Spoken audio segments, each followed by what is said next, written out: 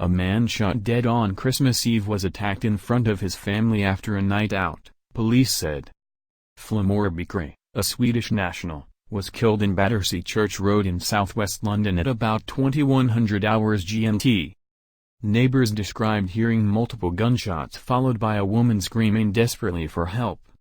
A spokesperson for the Met Police said the killing, which saw a man losing his life in such a horrific way, had left his family devastated. The 36-year-old, who had a wife and young child, was pronounced dead at the scene by the emergency services. According to reports, Mr. Beqiri is the brother of former Real Housewives of Cheshire star Misse Beqiri. Neighbor Vittoria Amati, 60, said she heard between 8 to 10 gunshots fired. I then heard the screams of the wife. I came out and realized it was one of my neighbors. He was lying in front of his doorway in a pool of blood. He was still alive. We were really hoping he would make it.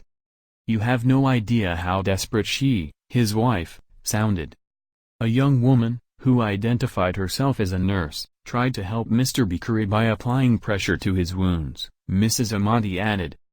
DCH Inspector Jamie Stevenson said, "Our investigation is in the very early stages and we are still working to establish what the motive could be that has led to a man losing his life in such a horrific way, on Christmas Eve, in front of his family.